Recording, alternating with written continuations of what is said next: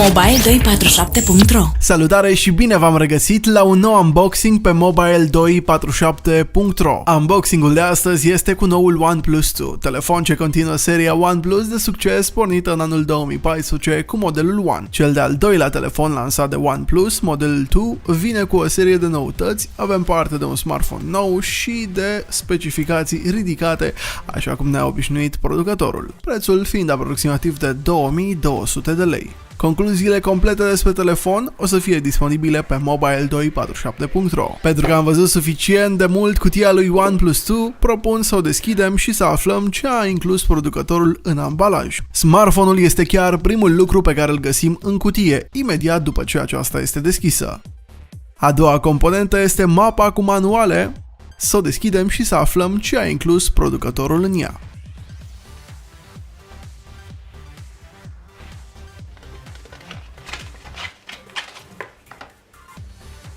Un manual în chineză. Instrucțiuni de utilizare.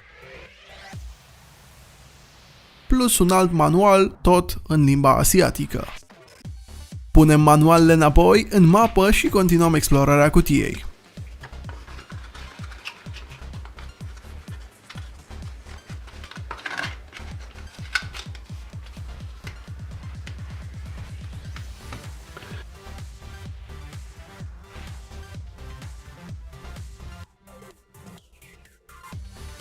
Avem un încărcător produs de OnePlus cu mufă specifică celor din China, însă, nu vă faceți griji, Quick Mobile pune la dispoziție un adaptor special pentru prizele din România.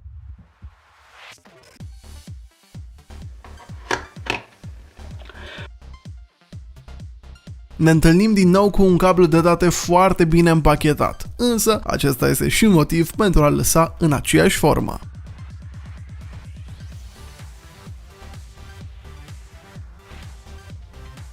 Sunt sigur că sunteți foarte curioși de telefon, așa că trecem peste accesoriile și manualele din cutie, mergem direct la cea mai importantă componentă a cutiei, smartphone-ul OnePlus 2 sau 2. Pentru câteva momente vă propunem să observăm designul lui OnePlus 2.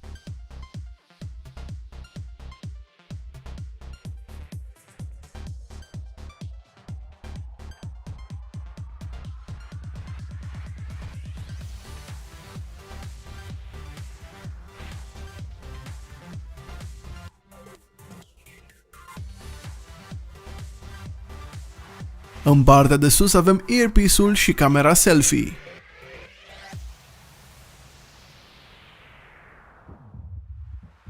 Pe partea din spate avem camera principală și blitzul dual LED, plus laserul pentru autofocus.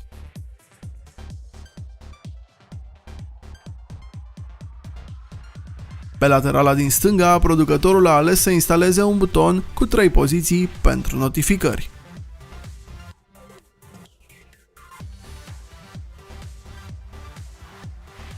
Pe partea laterală din dreapta avem butoanele de volum cât și butonul de blocare, pornire-oprire. OnePlus a gândit la cei care folosesc două cartele, iar telefonul este dual SIM. Acesta se poate utiliza cu două cartele nano SIM.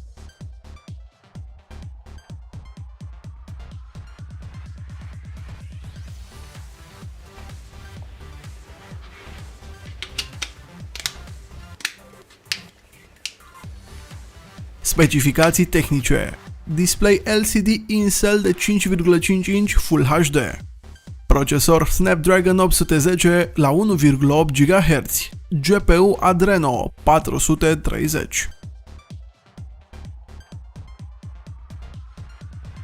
4 GB memorie RAM, 64 GB memorie de stocare, camera foto-video de 13 megapixeli cu posibilitate de înregistrare video 4K. Cameră selfie de 5 megapixeli. Sistem de operare Android 5.1 preinstalat cu o interfață grafică Oxygen OS. Senzor de amprentă pentru securitate sporită. baterie nedetașabilă de 3300 mAh.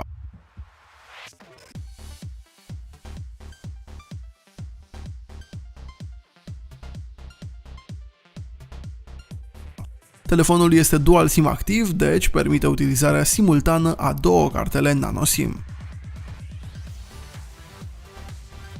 Atât cu informațiile despre OnePlus 2, vă așteptăm pentru mai multe păreri și opinii pe pagina de review de pe mobile247.ro. Până la un nou unboxing sau review, vă invităm să vă abonați la canalul nostru de YouTube, să dați un like și share. Mulțumim!